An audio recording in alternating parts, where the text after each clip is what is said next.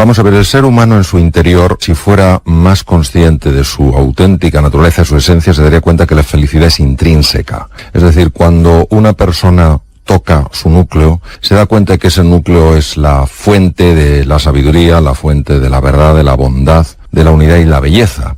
Lo que pasa es que el conocimiento que tenemos de nosotros mismos es tan pobre que a mí me recuerda a esas piedras que se llaman geodas, que por fuera son muy feas, no jamás llamarían la atención. Cuando se penetra en su interior tiene una estructura cristalina impactante. Nuestro gran fallo es que no nos conocemos, es decir, nos vemos, pero nuestra mirada no tiene alcance y profundidad, entonces no nos descubrimos. Si nos descubriéramos, nos daríamos cuenta que, claro, que alguien que tiene esa estructura tan especial a la fuerza de ser feliz. Entonces yo resumiría esto diciendo que somos felices pero no lo sabemos. Las agallas, la valentía me parece un elemento indispensable. El propio Winston Churchill, que decía que la valentía es la virtud más importante porque de ellas deriva el resto.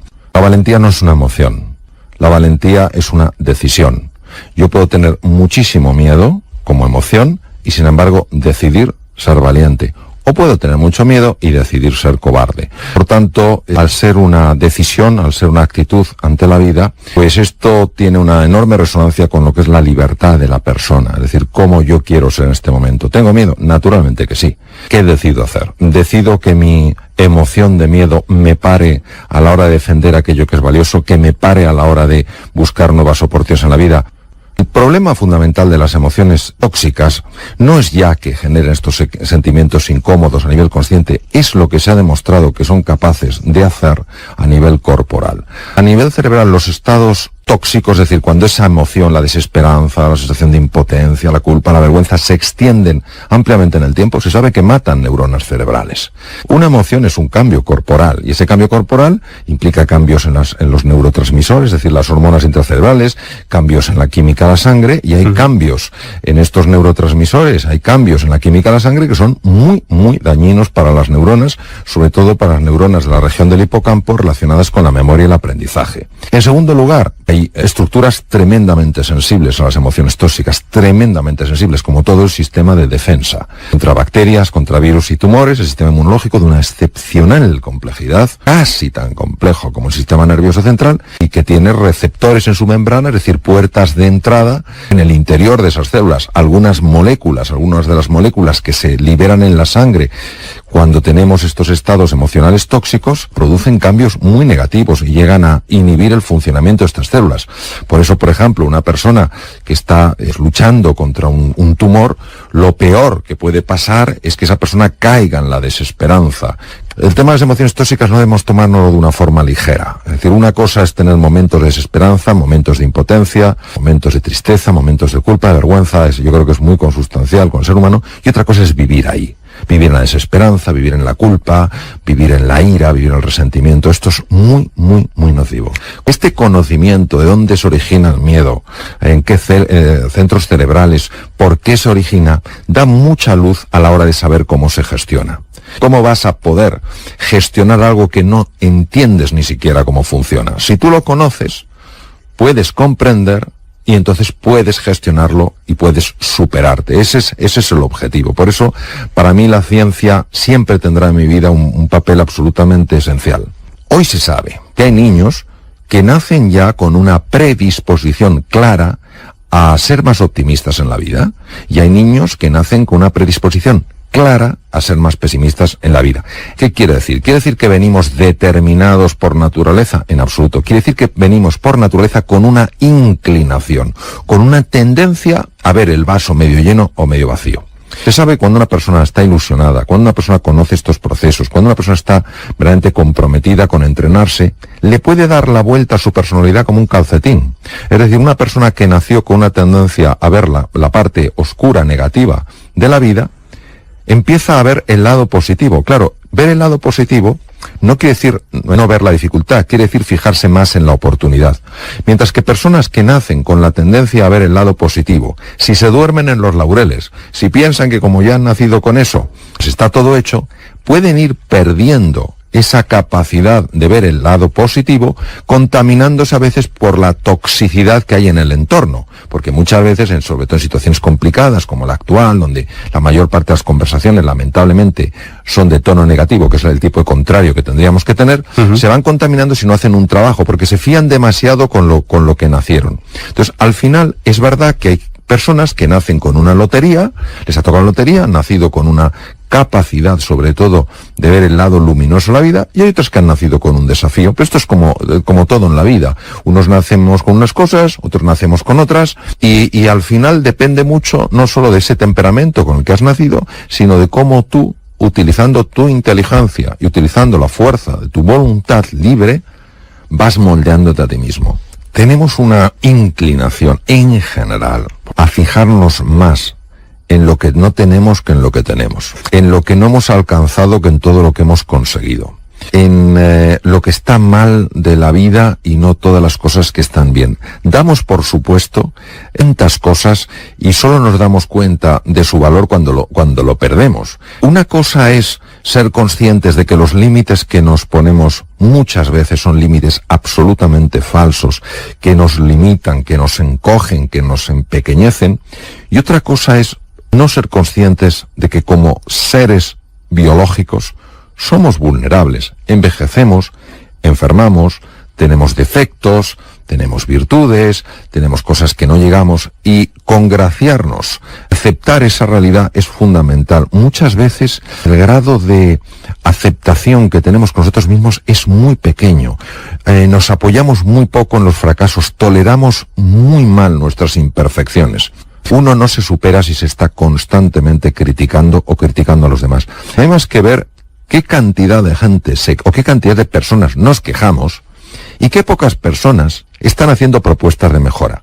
Vamos a ver, la queja, si no va seguida de una propuesta de mejora, no sirve para nada. Pero es más fácil criticar que construir. Salvo que haya nacido uno con esa predisposición para ver el lado positivo, tiene que hacer un esfuerzo, tiene que hacer un trabajo diario para enfocar su atención en aquellas cosas de la vida que sí están bien, en aquellas cosas de la vida que sí pueden mejorarse.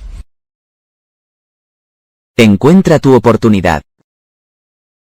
Tengamos en cuenta que la tendencia habitual ante la dificultad es muchas veces sentirnos tremendamente limitados, caer en la frustración, en la sensación de impotencia y de desesperanza. Esto es lo que se llama un sistema de default, es un sistema en el que normalmente caemos.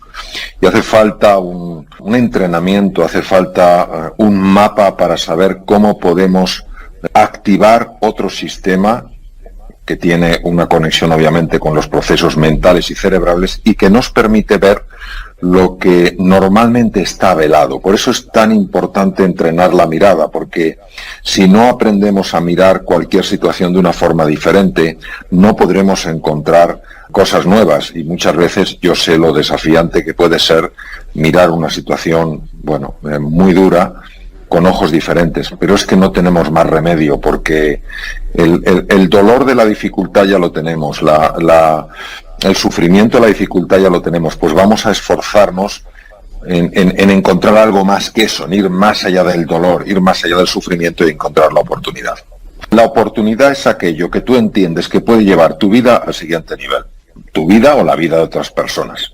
Puede ser una oportunidad a la hora de mejorar una salud que te parece que está ya de alguna manera tan dañada que no puedes hacer nada. Puede ser una oportunidad para mejorar tu economía de una manera que te permita tener una libertad, una independencia financiera que ahora no tienes. O puede ser la oportunidad de reparar una relación que desde hace mucho tiempo está rota, pero que para ti sería importante que esa relación se recuperara. Entonces la oportunidad, obviamente, es aquello que se convierte para nosotros en un trampolín para ir al siguiente nivel. Lógicamente, depende de cada persona dónde quiere aplicar esa oportunidad. Lo que pasa es que para poder aprovechar una oportunidad, primero hay que verla. Y no se ven las oportunidades si no hemos entrenado la mirada. Cuanto más nos dejamos guiar por el amor incondicional, menos miedo tenemos. Y cuanto menos amor hay en nuestro corazón, más miedo tenemos. Entonces, el miedo solo tiene existencia cuando nos alejamos del amor. Por eso Hay un miedo natural, pero la mayor parte de los miedos son creaciones mentales. Es el miedo a no dar la talla, el miedo a que no me incluyan los demás, el miedo a que me enjuicien, el miedo a qué pasará si fracaso. Entonces, este miedo mental es un miedo muy dañino porque se ha metido en el cuerpo. Y entonces, cuando el miedo se mete en el cuerpo, los médicos sabemos lo que puede hacer dentro del cuerpo. Y hace muchísimo daño en el cuerpo porque da lugar a la liberación de hormonas que son bastante dañinas, liberadas de esta manera, da lugar a procesos inflamatorios, etcétera, etcétera, que desde luego no favorecen en nada la salud y desde luego para nada el bienestar.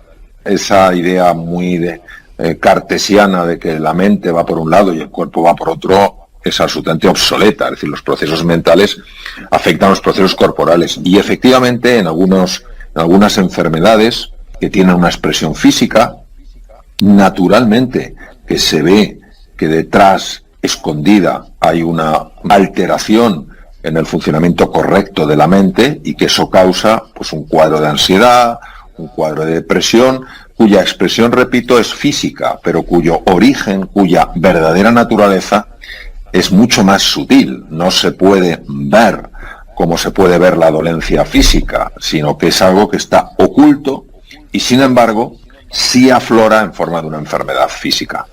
Yo creo que los seres humanos, nosotros los seres humanos, no tenemos que tener miedo a la incertidumbre, sino al desamor. El verdadero problema no es nunca la incertidumbre, es el desamor. Vamos a ver, de los dos hemisferios del cerebro, el hemisferio derecho, que es la puerta al inconsciente, está increíblemente bien especializado para lidiar, para manejarse en medio de la incertidumbre. No es un problema de capacidad, es un problema de lectura. Nosotros hemos aprendido a leer la incertidumbre automáticamente como algo necesariamente arriesgado, necesariamente peligroso y que con muchísima frecuencia va a salir mal. Y esto es debido a que vivimos atrapados en una cuadrícula mental donde todo lo queremos controlar, todo lo queremos dominar, todo lo queremos acotar. Y la vida no se deja ni dominar, ni se deja acotar, ni se deja encorsetar. Y esto nos pone de los nervios. Entonces, la realidad es que en toda incertidumbre, claro que hay desafíos. ¿Cómo nos va a ver? Claro que hay dificultades. Naturalmente, por supuesto que nos caemos. Lo que no podemos es contar solo la mitad de la historia. Solo podemos contar el riesgo, solo podemos contar las caídas, solo podemos contar los peligros. Vamos a contar la verdad entera. Y la verdad entera incluye, también hay enormes oportunidades. ¿Qué ocurre? Que al final somos reos, esclavos de nuestras propias interpretaciones. Si yo interpreto la incertidumbre como un peligro, yo me bloquearé frente a la incertidumbre. Si yo interpreto la incertidumbre como una oportunidad, yo exploraré. Y explorando, iré descubriendo, iré aprendiendo, iré mejorando y al final encontraré todas esas oportunidades que solo se encuentran cuando uno sale de su cuadrícula mental, de su área de confort. Los beneficios del yoga. Bueno, primero tenemos que entender una cosa, que es el error en el que hemos vivido, no digo a lo largo de años, sino a lo largo de siglos, separando el cuerpo, la mente y el espíritu. Es decir, parece que el cuerpo iba por un sitio, la mente por otro y el espíritu por otro. Hoy sabemos perfectamente, en base a la investigación, que la dimensión física, la dimensión mental y la anímica están absolutamente interconectadas. Se pueden distinguir, pero no se pueden separar. ¿Qué quiere decir? Que cuando una persona está haciendo, digamos, un ejercicio de yoga, aparentemente de cara a los sentidos físicos, lo único que está haciendo es un movimiento corporal. De acuerdo a la introspección, es decir, a esos sentidos, lo que se llama la interocepción, esos sentidos que están captando lo que ocurre en el cuerpo, está habiendo una dinámica que no es captada por los sentidos externos. Pero es que además está habiendo cambios a nivel mental. Por ejemplo, en el caso del yoga, se han hecho estudios con electroencefalografía mientras se practicaba el yoga, y una de las cosas más bonitas que se ha visto es cómo los dos hemisferios del cerebro, el hemisferio izquierdo y el hemisferio derecho, uno más racional, otro más imaginativo, más asociativo, empezaban a comunicarse de otra manera. Entonces, lo que no podemos negar es que hay algo más allá de lo que captan los sentidos, y luego hay algo que durante muchos años no se le dio importancia, que es el qualia. Qualia es la experiencia en primera persona íntima que estás teniendo. La ciencia a veces, de tan objetiva que quiere ser, pierde la belleza de la experiencia. Por ejemplo, a nivel cognitivo, es decir, a nivel de capacidades mentales, una mejora muy significativa en cómo el cerebro procesa los datos, en la toma de decisiones y en el análisis de situaciones. A nivel electroencefalográfico se ha visto cómo hay una unificación de los dos hemisferios de tal manera que colaboran más, con lo cual la persona es más capaz. También se ha visto cómo neutraliza una red que se llama la red neuronal por defecto, que está asociada a la infelicidad humana.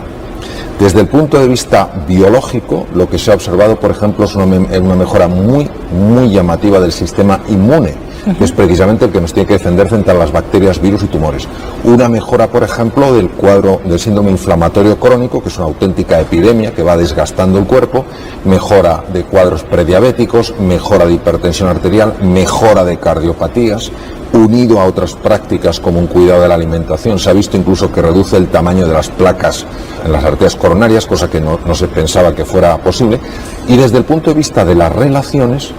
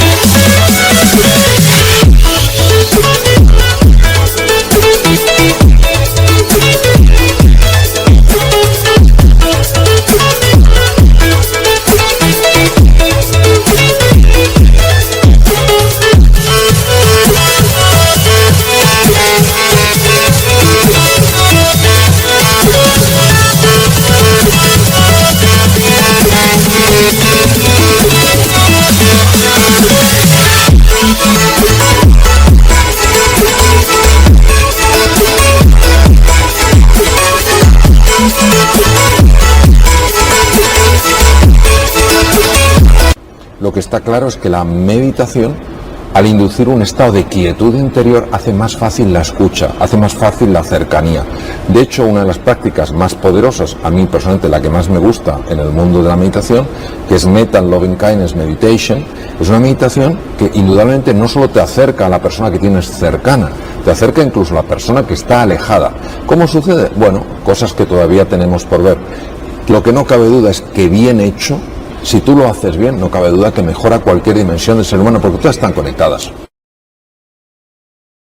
Lánzate con lo que tengas. Lo primero que todos tenemos que hacer es estar abiertos al cambio y a la evolución. Y en este caso, fijaros que ya no es ni siquiera evolución, es revolución. Estar abiertos no es fácil. Esto es una cosa importantísima. Intentar al menos verlo como una oportunidad que no la podemos dejar pasar. Muchas veces, cuando nos resistimos a algo porque sentimos inquietud, porque sentimos miedo, porque tenemos duda, empezamos a darle vueltas deseando estar mentalmente perfectamente preparados. Y cuando yo mentalmente esté perfectamente preparado, entonces me lanzaré. Sabéis que eso no funciona. Sabéis que tenemos que lanzarnos donde estemos y con lo que tengamos. Y cuando hagamos eso, curiosamente, sorprendentemente, empezarán a activarse, a emerger una serie de recursos. Hay dos cosas que el ser humano necesita casi por encima de cualquier otra cosa. La primera, sentirse realmente querido. Y la segunda, sentirse capaz para poderse manejar en la vida, tener autonomía, tener la confianza de que puede encontrar su camino, que puede encontrar recursos, que tiene creatividad, que posee un...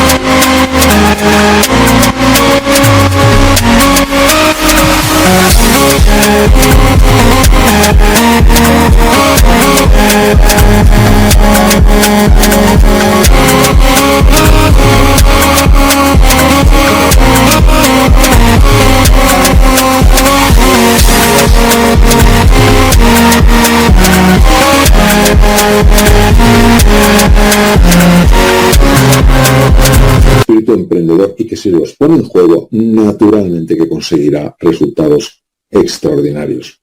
A propósito de todas las iniciativas, hay una verdad elemental cuya ignorancia mata innumerables ideas y espléndidos planes. En el momento en el que una persona se compromete de verdad, la providencia también lo hace. Toda clase de cosas comienzan a suceder, cosas que no habrían sucedido sin su previo compromiso.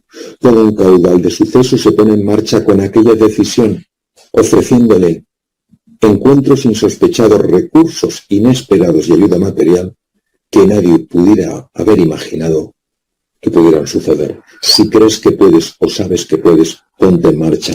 La audacia tiene poder y magia.